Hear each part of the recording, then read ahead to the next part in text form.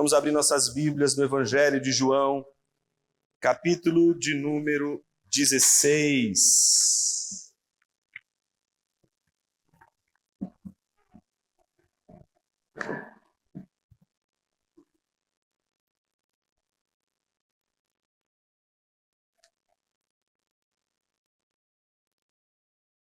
Nós vamos ler dos versículos 4b ao versículo 15.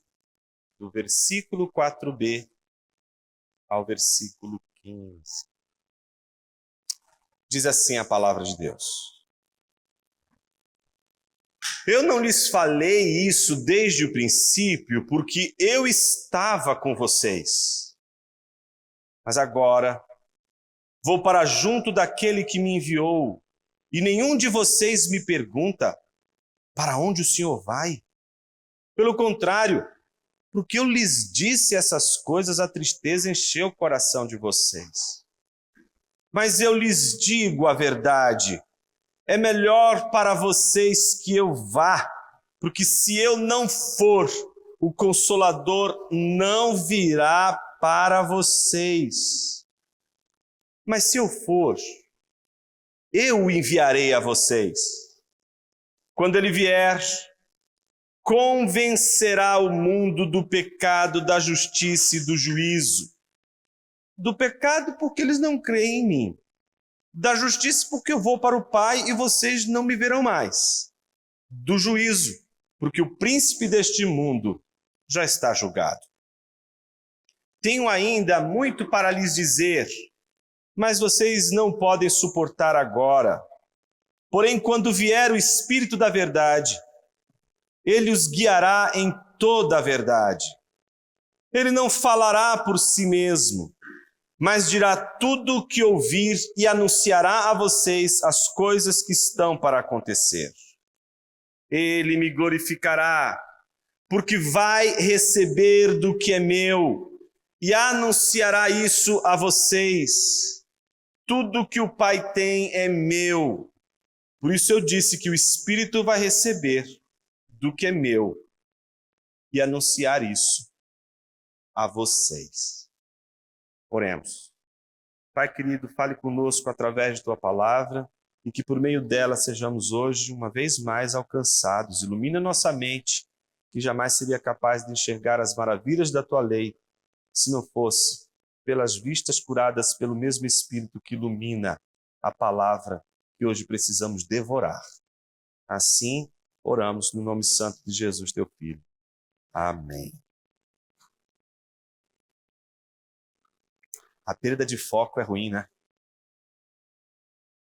Todas as vezes que a gente está numa caminhada, num projeto, num plano, estabelecemos uma meta, estabelecemos um objetivo para a vida, estabelecemos um foco. Eu brinco com o Jeff, o foco dos 20 anos. Temos um plano de 20 anos. Mas já passaram-se 5 anos. É só 15 agora, Jeff. E a gente tem planos, a gente estabelece metas. Jovens às vezes vêm falar comigo: Jonas, eu estou com a vida desordenada, eu preciso ter uma direção. Vamos ver aqui como é que faz para encontrar esse foco. Aí percebe que tem tanta coisa tirando o foco. Aliás, não tem tanta coisa, porque não tem foco. E tudo que tem simplesmente pode servir a qualquer foco. Então vamos encontrar um foco? Ok, vamos encontrar um foco. Encontramos um foco, encontramos um objetivo. Mas dali a pouco esse objetivo vai embora, as pessoas desanimam, perdem o foco. É ruim perder o foco, não é? Quando às vezes a gente está numa estrada, a minha esposa disse que eu me perco numa reta. Eu não sou muito bom para falar de direção. Não é? Eu sou da época que a gente usava aquele no carro, tinha no porta-luvas, o guia de São Paulo. Oh, você revelou. É o mar. Você tinha que olhar ali para saber chegar no lugar. Eu nunca olhei naquilo, eu fui sempre na intuição. Sempre levei 3 horas para chegar no lugar que tinha que chegar 30 minutos. Porque você sai assim, sem a esmo. É ali. A Ju diz, mas ali é o quê? Ali é o fim da Paulista. Não, ali é o início, Jonas. Eu falei, Alguma coisa está errada aqui dentro. Mas, enfim, quando a gente perde o foco, a gente não consegue direção, né? E quando a gente perde o caminho e se enfia num novo caminho, esse novo caminho a gente desconhece. Como se encontrar de novo? As pessoas, elas traçam planos para a vida, sabe? Isso acontece também na igreja, ministério. As pessoas traçam objetivos ministeriais. E é tão interessante porque as pessoas, elas podem até começar bem. Elas fazem um caminho bom no início. Elas começam bem, fazem direitinho. De repente, no meio do caminho, perdem o foco. E começam a fazer besteiras uma atrás da outra. Enfiam as mãos pelos pés. Você começa a se perguntar, mas como isso é possível? Como é possível alguém perder o foco? Todos nós sabemos o que é isso. A gente sabe o que é perder o foco. E a gente sabe o quanto é ruim perder o foco. Quando a gente perde o foco, a gente se sente perdido. O sermão dessa manhã é para quem não apenas se sente perdido, para quem está perdido. Para quem está procurando para o meu agora os bolsos do sermão. Não pode perder a bolsa, meu foco está aqui. Está perdido, que tenta reencontrar a direção, mas parece que todos os caminhos dão errado. Aquele foco do início, que parecia ser tão extraordinário, que parecia nos levar para um caminho tão incrível, agora não é mais tão interessante assim. E a gente começa a tentar encontrar outros caminhos, na busca de encontrar o foco perdido, ou um outro foco, quem sabe, que substitua aquele outro foco que já não nos alimenta mais a busca, não alimenta mais a jornada. O sermão de hoje é para gente perdida e que sabe que se não tiver um foco, vai continuar perdida. Há um ensino muito claro para a perda do foco. E o ensino é tão simples que ele pode ser reduzido a uma única palavra. Todas as vezes que você perdeu o foco na vida, o motivo foi um só: egocentrismo, egorreferência, autorreferência. Todas as vezes que você se perdeu no meio do caminho, pode avaliar-se a si mesmo, você vai descobrir que aquele foco se tornou este aqui. A referência se tornou outra referência. A autorreferência, a egorreferência. É tão interessante, vocês sabem como que eu gosto, sobretudo, do final do Senhor dos Anéis. Óbvio que eu vou falar aqui aquilo que está no livro e um trecho que é muito conhecido de todos.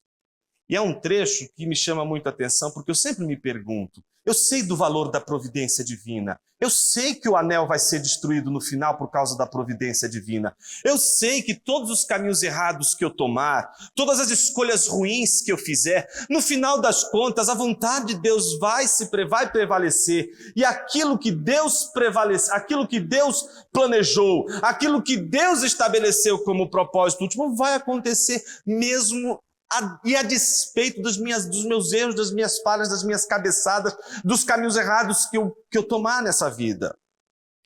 Mas não é isso que me chama a atenção ali. O que me chama a atenção é como pode alguém, a poucos metros de cumprir o grande foco da sua vida, a grande missão da sua vida, como alguém que está tão perto de alcançar algo tão legal, tão bacana, deixa cair por terra de uma vez por todas, de uma maneira tão estúpida. Como pode alguém batalhar tanto, lutar tanto, ter um foco e batalha, e vai, mas quando está perto de alcançar, é ali que se perde o foco. Como podemos perder o foco? Não no começo, mas no fim da nossa jornada. Está tão pertinho, é só dar mais 2 passos e jogar o anel. Acabou! Você cumpriu sua missão. Você cumpriu o foco da sua vida. Aquela missão que você precisava cumprir, você realizou, mas é naquele minuto que a maior de todas as tentações aparece. A derradeira tentação. Aquela que só aparece nesse exato momento em que você tem de escolher entre cumprir a missão ou fazer o que você quer. Toda missão, todo grande objetivo que uma pessoa tem na vida, observe isso, sempre será um sacrifício. E esse é o enredo do Evangelho. E os seres humanos, sobretudo aqueles que não conhecem o Evangelho, não conseguem enxergar. Todos os grandes objetivos da vida, todas as coisas que realmente fazem sentido na vida, são aquelas em que a gente perde para realizar algo extraordinário. De que não há como estabelecer a vitória e o êxito de uma jornada para a realização de um foco, sem que a gente abra a mão, sem que a gente, de alguma forma, perca aquilo que a gente, ao longo da vida, foi cuidando, sem perceber que a cada passo que a gente vai cuidando, aquilo vai se tornando cada vez mais nosso, e a gente vai esquecendo que essa missão não é nossa, que esse grande objetivo não é nosso, e aí o anel já não é mais dele, é o meu anel, é o meu projeto de vida, são os meus objetivos. É aí que a gente perde a batalha, é aí que a gente perde o foco, porque a gente quer recuperar o que é nosso. O anel é meu, ele enfia o anel no dedo e desaparece. E perde a oportunidade de cumprir ele mesmo o foco para o qual, durante uma longa jornada, ele lutou para que aquilo viesse a acontecer. É tão interessante esses textos que nós estamos lendo, né? São textos tão curiosos, são textos do final do ministério de Jesus, né? Jesus está prestes a cumprir o ministério de Jesus. Mas desde o início, Satanás vem tentando tirar Jesus do foco. Vem tentando fazer Jesus pensar em si mesmo. Observe que a estratégia de Satanás desde o início do ministério de Jesus na tentação era: transforma essa pedra em pão, porque pão vai servir para Jesus. Jesus está com fome, ele vai comer, ele vai fazer um milagre.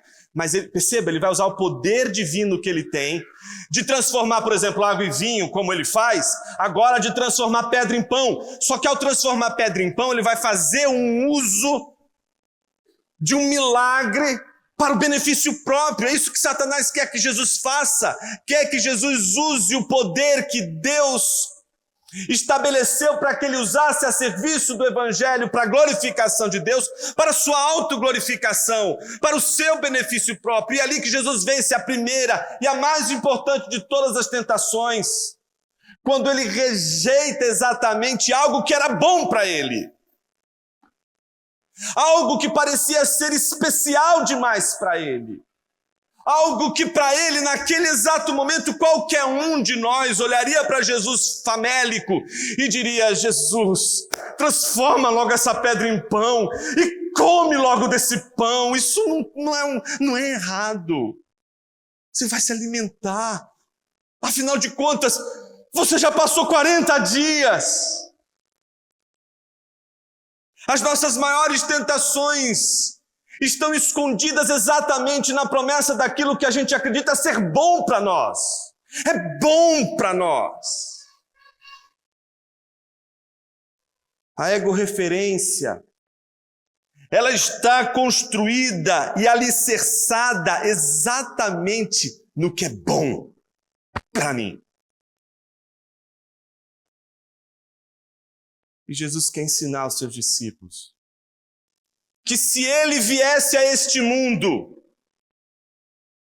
para realizar a missão divina e a base das suas ações fosse a egorreferência, Jesus se preocuparia com ele, Jesus se preocuparia com o seu bem-estar, E Satanás o tempo todo trabalha em Jesus a lógica que permite o tempo todo olhar-se para si mesmo e dizer: você merece desfrutar disso. Você merece isso agora, desse momento. Afinal de contas, você lutou tanto para subir esse monte, para chegar até aqui. Você pode colocar esse anel no seu dedo. Você fez tanto, você lutou tanto. Você tem o direito de ser feliz. Você tem o direito de ter prazer. Você tem o direito de ter um momento de alegria. A vida não pode ser só sofrimento. Tem que ter alguma coisa que vai te dar alegria. Jesus quer ensinar aos seus discípulos que se ele tivesse essa mentalidade, ele não realizaria a obra mais importante, a missão mais importante, que é sacrificar a si mesmo pelos seus. Jesus precisa tratar isso com os seus discípulos. E como Jesus vai tratar isso? No texto que nós acabamos de ler, nós vamos ver que Jesus trata isso num discurso dividido em 2 pontos importantes. O primeiro ponto, Jesus vai explicitar para os discípulos a tristeza oculta do coração dos discípulos. A tristeza oculta. A tristeza que não aparece. A tristeza do coração. Não a tristeza no rosto, mas é a tristeza no coração. Daqueles que perdem o foco, que continuam com um sorriso assim, de orelha a orelha, mas o coração está mergulhado em densa tristeza, porque sabe que está fora do foco, porque sabe que perdeu o foco e não está conseguindo recuperar o foco, está vendo os seus prazeres, as suas paixões, as maldades do seu coração vencer o seu próprio coração, está sendo tentado por Satanás o tempo todo e não está conseguindo resistir à tentação de fazer o bem a si mesmo. Esse é o primeiro lado do discurso. O segundo lado do discurso, Jesus vai falar sobre o ministério do Espírito. E ele vai falar do ministério do Espírito em 2 instâncias. A instância do convencimento do mundo e a instância da completude da revelação de Cristo. Portanto, dos versículos 5 a 7, nós vamos tratar da tristeza oculta dos discípulos. Dos versículos 8 a 15, vamos tratar do ministério do Espírito, sendo que o primeiro ministério dele vai do versículo 8 ao 11, que é o ministério de convencer o mundo. E o segundo ministério do Espírito, do versículo 12 ao 15, que é completar a revelação de Cristo. Comecemos com o primeiro ponto, a tristeza oculta dos discípulos. Veja, Jesus está dizendo: eu não lhes falei isto desde o princípio porque eu estava com vocês. Então, enquanto Jesus está com eles, Jesus não precisa falar essas coisas, porque o que Jesus está fazendo, enquanto ele está com eles, está suprindo a falta que estaria enredados os corações deles com a ausência de Jesus. Então, porque Jesus está com eles, Jesus, portanto, diz que não falou nada disso desde o início, porque não era necessário, porque Jesus estava com eles. Ou seja, Jesus está dizendo para eles: o que eu vou dizer para vocês só é importante agora, porque eu já não estarei mais com vocês. É por isso que vai ser importante o que eu vou dizer a vocês. Então o versículo 5 diz o que é: agora vou para junto daquele que me enviou. Ou seja, isso Jesus está dizendo para eles desde aquela noite em que Judas saiu para traí-lo. Jesus está dizendo aos seus discípulos: chegou a hora, eu vou para junto do Pai, e lá onde o Pai está, vocês não podem ir comigo, vocês não vão. Vocês conseguiram me seguir até aqui, mas não dá para me seguir até o Pai. Pelo menos não agora. vou preparar-vos lugar. E um dia vocês poderão me seguir até o Pai.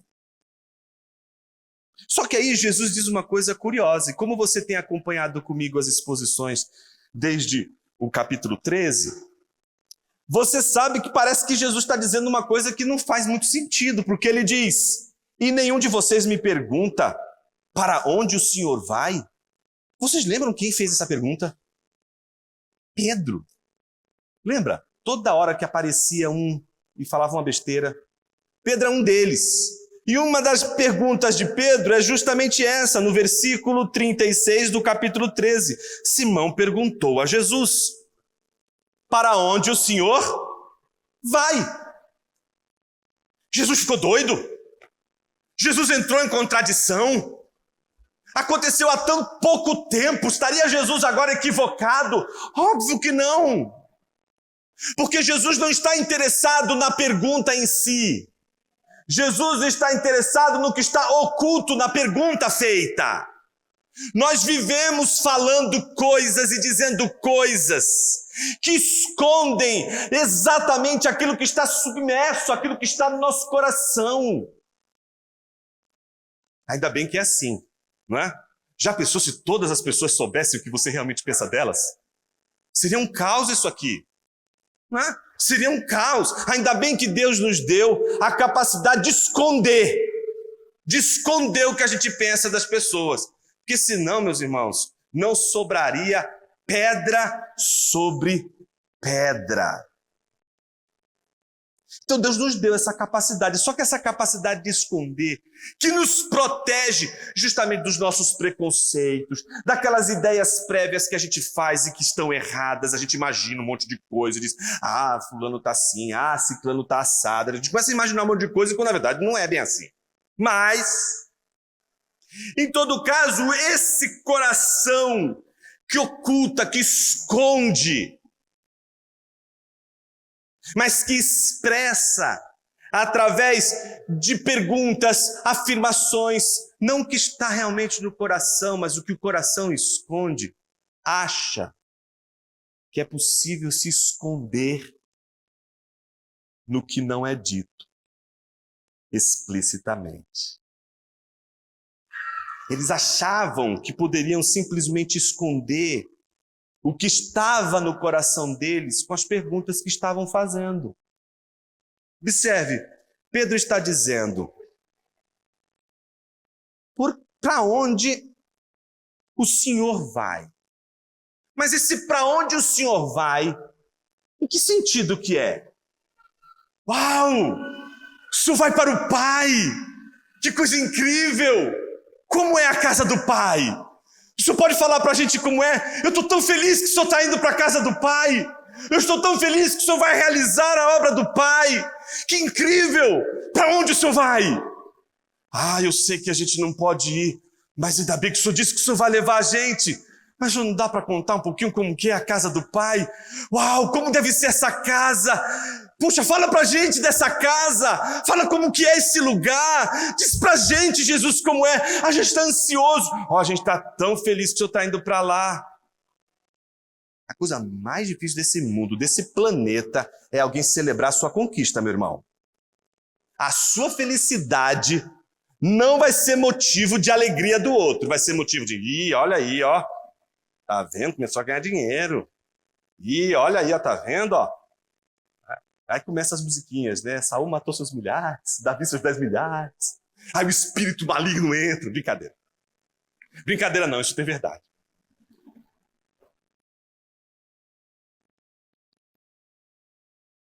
É interessante como Jesus está percebendo que a reação dos discípulos não é de gozo, não é de alegria, não é de festa, não é de celebração. Afinal de contas, ele está cumprindo a missão, ele está realizando a missão, ele está cumprindo o sentido da vida, ele está cumprindo o foco, vamos festejar, vamos usar. Não, Jesus percebe que por detrás daquelas perguntas não vem essa pergunta, para onde o Senhor vai?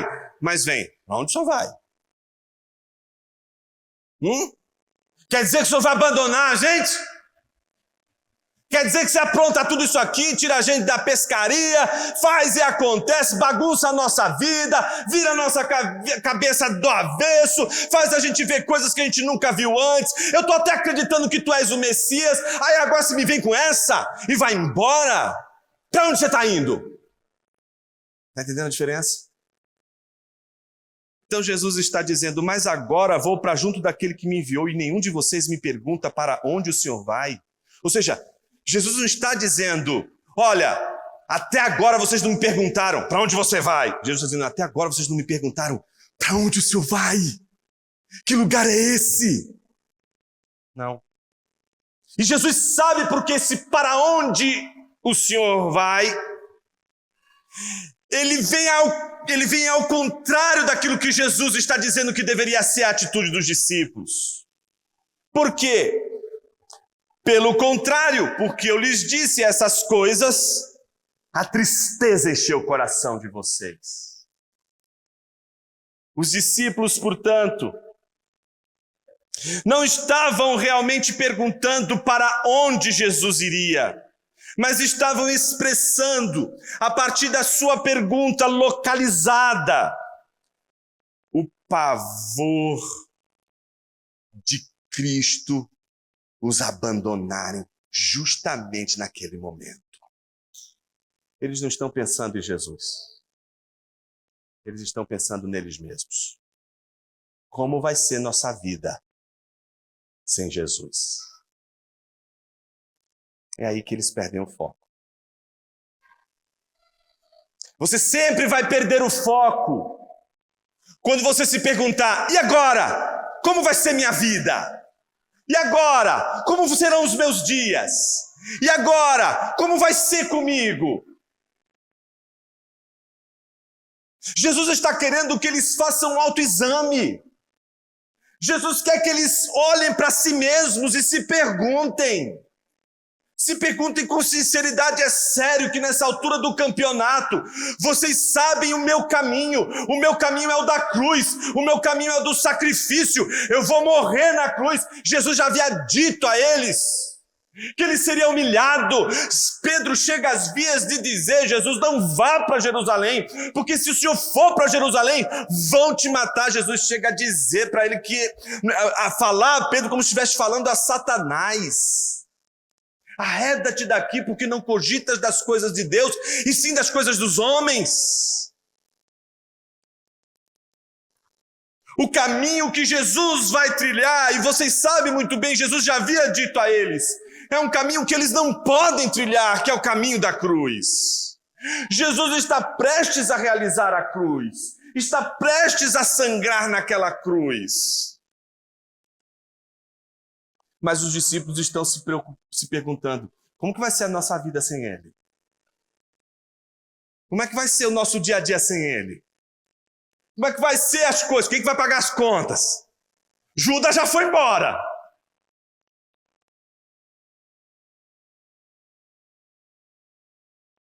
A egorreferência, ela é a razão pela qual perdemos o foco.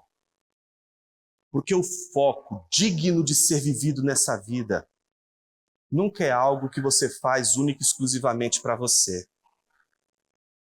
Todas as vezes que você monta qualquer coisa, realiza isso serve para uma empresa, para uma organização, serve para uma igreja. Todas as vezes que você faz qualquer negócio e você quer sair ganhando, sabe, as pessoas não param para pensar. Elas querem fazer negócio assim, né? Vamos fazer um negócio. Eu saio ganhando e você sai perdendo, beleza? Esse é o melhor dos mundos possíveis para as pessoas que não conseguem perceber que não é assim que funcionam as coisas. Na melhor das hipóteses, os melhores negócios são aqueles em que os dois ganham, os dois perdem. Em geral é assim que a gente faz.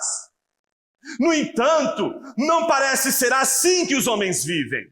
Parece que os homens vivem sempre querendo tirar proveito, sempre sair ganhando, sempre na negociação, o que eu vou ganhar, o que eu vou levar mais. Mas e essa situação agora? Fulano de lá vai ganhar e eu vou perder. E o que eu vou ganhar com isso? A gente já não consegue mais perceber a importância que os focos colocam em nós como algo que nos tira de nós mesmos. A gente às vezes tenta dizer para o jovenzinho que eu quero ganhar o meu primeiro milhão. Já viu essa? É a grande tara da juventude hoje. Eu quero ganhar meu primeiro milhão. E tem que ser rápido. Aí você tenta dizer para o sujeito o seguinte: filho, por que você quer você ganhar isso? Por que você acha que o mundo inteiro tem que trabalhar para você ganhar essa porcaria de 1 milhão? Por que você acha que sua igreja, sua família, seu esposo, sua esposa, seus filhos, as pessoas que trabalham com você, seus amigos, suas amigas, por que todo mundo tem que trabalhar para você ganhar esse 1 milhão? O que na sua vida você não encontrou que seja tão grandioso, que seja maior do que o seu ego? Por que você não conseguiu encontrar algo tão valioso nessa vida que você fosse capaz de dar, inclusive, sua vida? Não é estranho porque hoje nas nossas igrejas a gente não tem mais missionários. As nossas igrejas hoje elas são complicadas demais. Houve um tempo, eu não estou dizendo que a gente tem que voltar nesse tempo não, porque eu não acredito nessa história de voltar ao passado, essa coisa aí, isso é uma maneira muito tosca de corrigir a rota. Mas há muito tempo atrás, se perguntava, por exemplo, com a Barbara Burns, a história dela é uma história muito bonita. Quando ela quis se tornar missionária, o que mais alegrou o coração dela foi que quando ela decidiu ser missionária, sair do seu país e ir para um país e passar por situações as mais difíceis, os pais dela disseram assim: que orgulho que você está dando para a gente. Você poderia ser uma advogada, você poderia ser uma médica, você poderia ser uma empresária, mas você resolveu se tornar uma missionária. Como você enche a gente de orgulho, minha filha. Hoje, se um de vocês que são jovens na igreja decidirem ser pastor, decidirem ser missionário, para dizer: vamos mandar para o psicólogo. Você está maluco? Você sabe como é a vida de um pastor? Você sabe como é a vida de um missionário? E os filhos de pastor, então? Fecha o ouvido, Henrique, fecha o ouvido, Tiago. Imagina! A gente perdeu o senso de que existem coisas nessa vida que são mais valiosas do que nós mesmos. Então Jesus olha para eles e percebe que eles ainda não encontraram algo pelo que dar sua própria vida. Jesus está falando com pessoas que não conseguem encontrar algo pelo que dar sua própria vida. Mas ele, ao contrário, sabe pelo que ele vai dar sua própria vida. E a ironia de João é que aqueles para os quais ele dará sua própria vida são aqueles que não sabem pelo que dar sua própria vida. São pessoas desorientadas, são pessoas sem rumo, são pessoas sem foco. Foi por você perdido, foi por você sem noção, por você que perdeu a razão das coisas e que não conseguiu encontrar nada mais valioso do que você mesmo. Foi por você que Jesus deu sua vida, verteu seu sangue. O foco de Jesus foi salvar você dessa diabrura que você se enfiou em adorar-se a si mesmo e não encontrar nada mais valioso pelo que dar sua própria vida.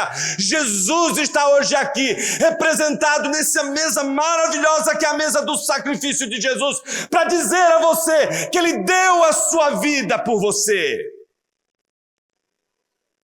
Se Ele deu a vida por algo que é inferior a Ele, e Ele é capaz de dar a vida por algo que é menor do que Ele, por que não daríamos a nossa vida por aquilo que é maior do que todos nós? Jesus encerra fazendo um alerta para eles. Isso que vocês estão vendo que é mal, vocês acham que é ruim eu ir embora, vocês acham ruim que eu ir junto ao Pai seja algo ruim para vocês. Mas eu quero dizer para vocês que isso é o que é bom. Isso é a melhor coisa que está acontecendo com vocês agora. É justamente isso.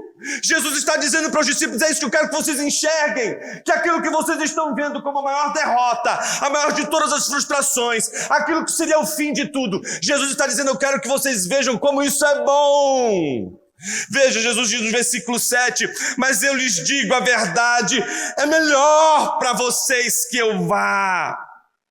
É melhor para vocês. Ou seja, ele está falando para pessoas que não sabem o que é melhor para elas mesmas.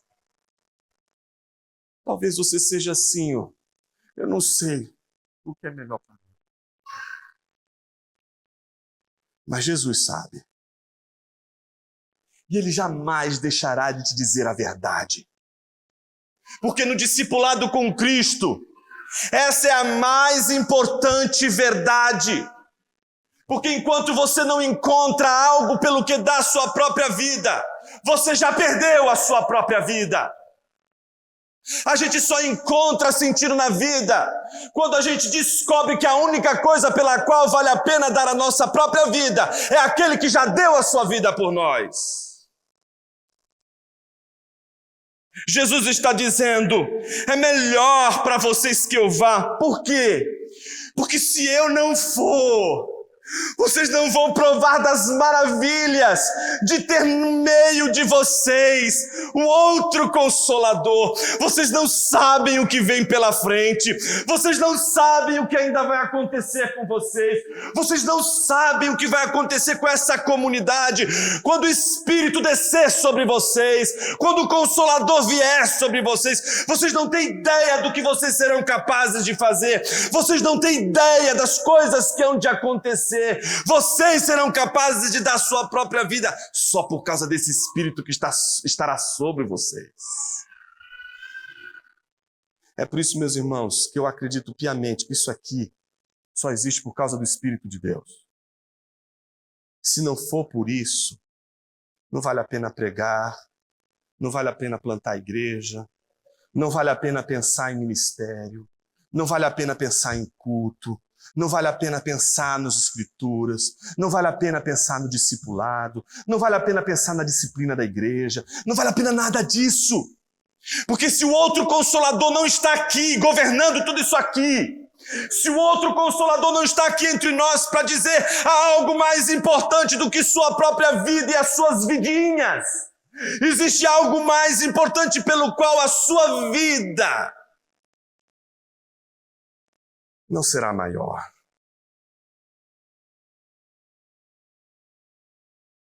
Bom, como que essa história termina? Depois de dizer que é uma dádiva ao Espírito, Jesus vai obviamente falar do ministério desse Espírito.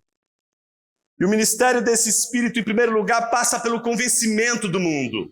Versículos 8 a 11. O que significa convencer o mundo? Observe, quando ele vier, convencerá o mundo do pecado, da justiça e do juízo. E para cada um deles, Jesus dá uma razão. Por exemplo, ao convencer o mundo do pecado, Jesus está dizendo a eles o quê? Do pecado porque eles não creem em mim. Óbvio que quando Jesus se refere ao mundo, Jesus obviamente não está se referindo aqui àquela visão em que o mundo estaria todo incluído. Jesus, obviamente, está se referindo à obra que ele realiza justamente no mundo para do mundo tirar aqueles que crerão nele. A verdade é que o mundo, em primeiro lugar, não crê em Jesus. E a única maneira de alguém crer em Jesus é porque o Espírito Santo faz uma obra neste mundo que é contrário a Cristo, que é contrário aos discípulos. Esse Espírito vai fazer uma obra neste mundo, e uma obra tão poderosa neste mundo que começa em primeiro lugar com o convencimento do pecado. E esse convencimento do pecado não leva as pessoas a olharem para o espelho e dizer assim, ah, como eu sou miserável, ah, como eu sou mau, ah, como eu sou perverso. Eu sou tudo isso. Mas Jesus me salvou. Eu creio que Ele é o Filho de Deus. Eu creio que Ele é o Senhor Salvador. Ou seja, A libertação do pecado não é a libertação de uma culpa que fica sobre os nossos ombros, como eu fiz besteira ao longo da minha vida, como eu errei, como eu falei, puxa, minha vida seria outra se eu tivesse tomado outros caminhos. Justamente isso que Jesus não quer fazer. Jesus quer te tirar disso. O pecado não é isso. O pecado não pode ser algo que te coloca um peso da culpa. Pelo contrário, o pecado com toda a sua culpa foi removido com Jesus na cruz, de uma tal forma que aqueles que creem em Jesus provam da leveza do seu fardo, que é o contrário do peso do pecado. Segundo, o Espírito convence o mundo de sua justiça. Óbvio que são duas justiças, a justiça de Deus e a justiça dos homens. A justiça dos homens é falsa. Uma pessoa pode simplesmente dizer: eu cumpro as regras, eu faço tudo direitinho, não falo palavrão, não fumo, não bebo, faço as minhas contribuições, todas as casas de caridade me conhecem justamente porque eu sou uma pessoa bondosa, sou uma pessoa generosa, eu faço tantas coisas boas. Então isso é a justiça. A justiça dos homens é uma justiça que simplesmente tira a culpa, o pecado que está sobre homens que inclusive fazem o bem, que inclusive ajudam os pobres, que inclusive fazem aquilo que é correto aos olhos de Deus. É isso que a justiça dos homens nunca entenderá a justiça de Deus, porque a justiça dos homens, ela é baseada nos méritos, ela é baseada naquilo que você realiza e faz. Portanto, o Espírito não só convencerá do pecado, mas convencerá o mundo da justiça. E por quê? Porque vou para um Pai e vocês não me verão mais. Por que ele vai convencer da justiça? Por quê? Agora, enquanto Jesus está ali, Jesus está botando o dedo na cara de todos eles e dizendo exatamente qual é a justiça de Deus e qual é a justiça falsa dos homens. Mas uma vez que Jesus sai, vai para o Pai, quem entra neste lugar e faz a mesma obra de Jesus é o Espírito. O Espírito vai continuar a obra de Jesus, que é a obra de sustentação do Evangelho. A obra de sustentação do Evangelho é a obra que comunica que a justiça dos homens é falha. A maneira como os homens enxergam a justiça é falha. Se você se vê como uma pessoa boa porque faz coisas boas, isso mostra o quanto o seu senso de justiça é falho.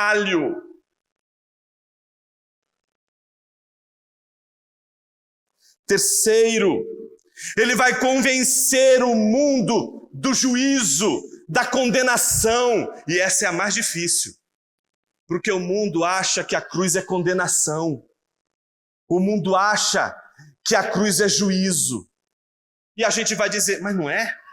É condenação, é juízo. Mas o problema é que o mundo acha que a condenação é o juízo de Jesus. E a cruz não é o juízo de Jesus. A cruz é juízo teu. É condenação tua. É derrota tua. A cruz é a nossa condenação, não a condenação de Jesus. A cruz é sim um juízo. A cruz é sim uma condenação. A cruz é sim a mão pesada da ira divina. Mas não contra o Filho de Deus. É contra todos aqueles que fazem o mal. Todos aqueles que são mal. Mas por que foi Jesus? Justamente porque a justiça de Deus não é como a justiça dos homens.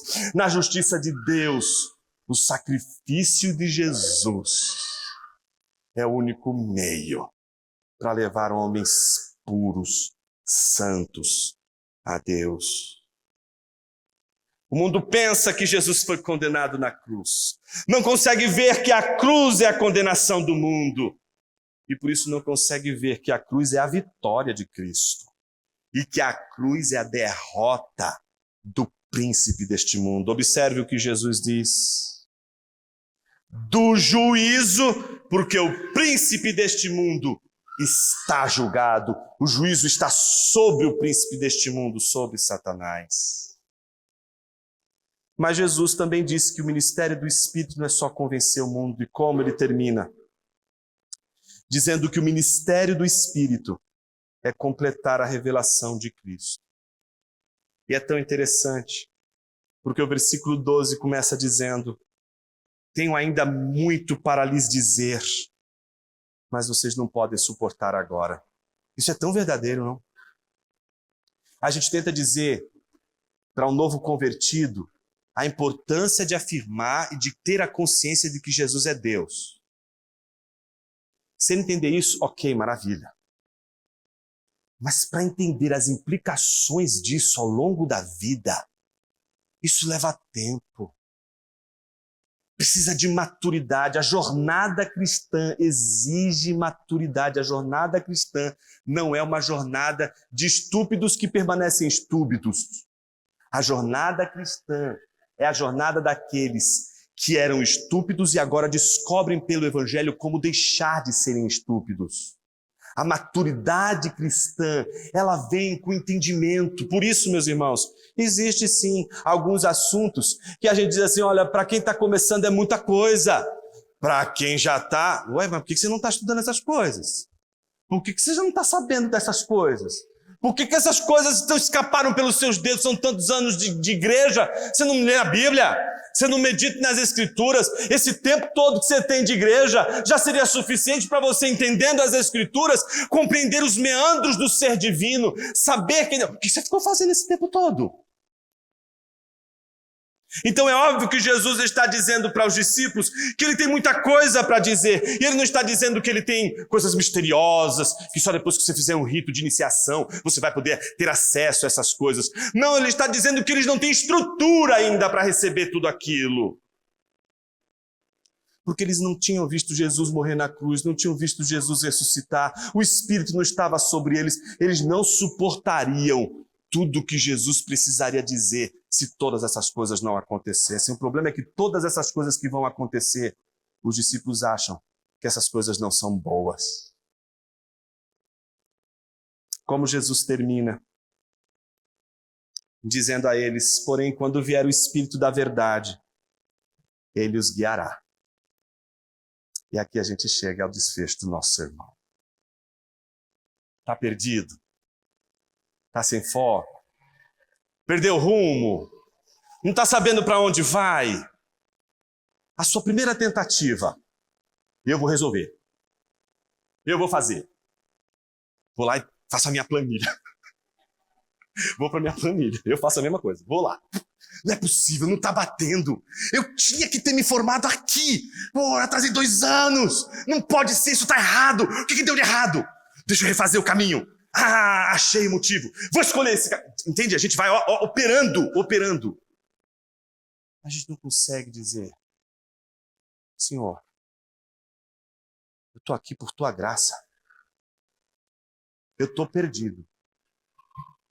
Me guia. Me dá uma direção. Sabe por que a gente não faz mais isso? Porque tem uma tristeza tão profunda aqui dentro do nosso coração, que está aqui dentro e que se esconde nos hinos que a gente canta, se esconde na nossa cara de piedade, no nosso jeitinho de piedade, nosso jeitinho amoroso, nosso jeitinho de... Né? Aquela coisinha fofinha, o sim carinhoso, né? Tudo escondido ali dentro. O que está escondido ali dentro? Um ateísmo profundo, um ceticismo profundo.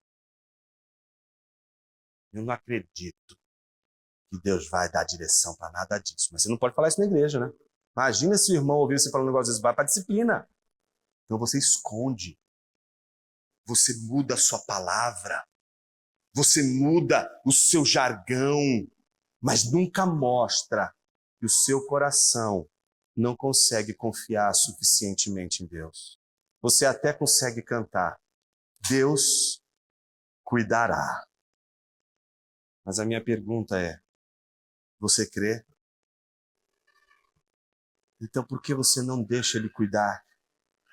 Por que você não deixa Ele guiar? François Fenelon dizia o seguinte, se você não tiver coragem de doar tudo ao Senhor, deixe que Ele tome tudo. E quando Ele toma tudo, Ele nos leva para o lugar onde jamais chegaríamos. Deixa Ele te guiar. Deixa Ele conduzir teu caminho.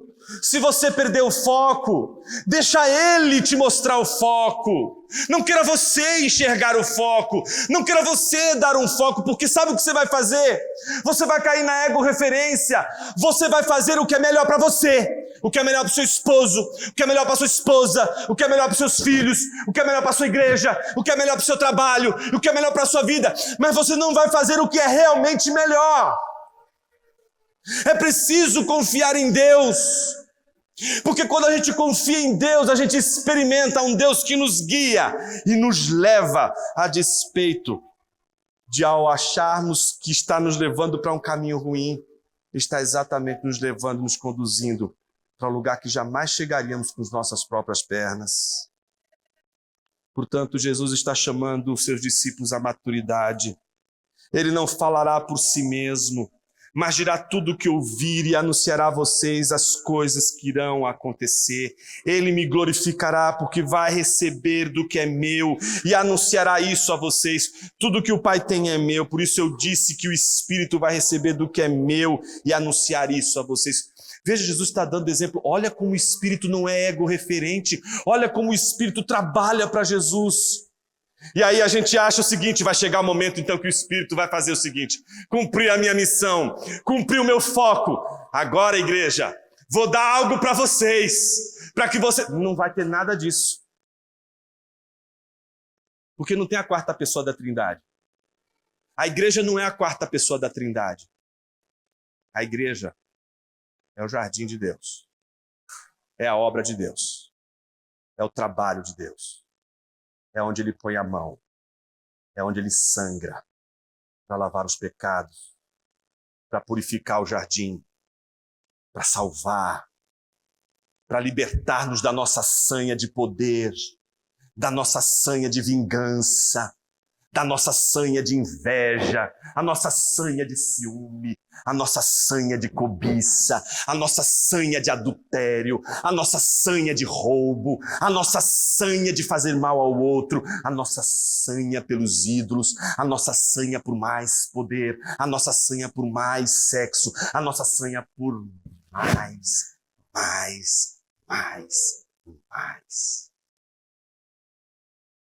Jonas, eu estou perdido. Mas o que você está dizendo é que Jesus não está. Ele tem um foco. E Ele está trabalhando no foco dele. Ele é o oleiro que está com as suas mãos no barro. O profeta chega, aparece lá no meio. Ele nem presta atenção, nada rouba a atenção dele. Não é por imperícia que o barro se estraga. O barro se estraga nas mãos do oleiro porque o barro se estraga. Porque é da natureza do barro se estragar. Mas é da natureza do oleiro insistir e trabalhar e retrabalhar sobre sua obra. Jonas, será que Deus insiste em mim? Meu irmão, o que você está fazendo aqui se não foi a insistência do Senhor? Só o fato de você estar aqui é porque Deus insiste em você, criatura. Senão você estaria na sua casa dormindo. Foi Deus que te trouxe aqui. Às vezes, mas Jonas, eu não prestei nada atenção nesse sermão, viu? Eu estou com raiva, não queria estar aqui. Estou escutando só esse final. Pois é, você acha que você não escutou. Você acha que você não escutou.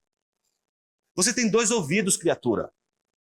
Um é esse ouvido aqui, estúpido, que você tem aqui, que você vai e perde e não consegue ouvir. Mas tem um outro ouvido, que é o ouvido que eu não falo, viu? Você está escutando a minha voz. Mas você tem um outro ouvido que não escuta a minha voz. Esse ouvido é o teu coração. E eu não falo ao seu coração. Só quem fala ao seu coração é o Espírito que Deus nos deu. E é Ele, só Ele, que pode fazer um milagre hoje. Transformar você. E te dar novamente um foco para a vida. Jonas, o que eu preciso fazer? Sabe o que é uma bênção na vida? Uma das coisas mais gloriosas na vida é que Deus nos dá a oportunidade de repactuar. Sabe um segredo bacana para o casamento? É isso. Casais que não repactuam estão ferrados. Estão ferrados. Não sabem recomeçar. Não sabem refazer o caminho. Não sabem reconstruir a aliança. Não sabem refazer o caminho. Ficam virados um para o outro, de um lado para o outro, não conseguem refazer. Não conseguem. Peraí, vamos recuperar aqui isso aqui? Vamos. Não conseguem. É um olhando para o outro. É você que me deu o fruto. Não, você comeu porque você quis, seu desgraçado. É só assim, um culpando o outro. Não, foi a maldita da serpente, é o diabo. É essa igreja, é fulano. A culpa é dos outros. A bênção de repactuar é que ela vai trabalhar sempre o problema. Você mesmo. Isso aqui é uma oportunidade. E você, meu irmão, você, minha irmã, que está levando das coisas de Deus, a obra de Deus, de uma maneira tão tosca, está fazendo da tua vida espiritual um comércio dos teus desejos, que não reconhece a autoridade dessa mesa, não reconhece a autoridade do corpo e do sangue de Jesus sobre você. Quero me dirigir a você nessa manhã, para que você se submeta ao senhorio de Jesus Cristo e repactue. Repactuar não é outra coisa senão dizer: Senhor, eu errei, mas o Senhor é o Deus dos recomeços. Eu quero recomeçar tudo de novo. Está estragado? Mas você está nas mãos dele. Ele vai desmanchar tudo. E vai fazer tudo novo. Você vai estragar de novo. Ele vai continuar fazendo a mesma coisa. Porque ele é assim. Ele não desiste. Ele tem um foco. E ele nunca se desvia do foco. Queria convidar você a curvar sua cabeça. E no autoexame, pensar sobre o que ora ouvimos da palavra de Deus, a fim de participarmos do corpo e do sangue de Jesus.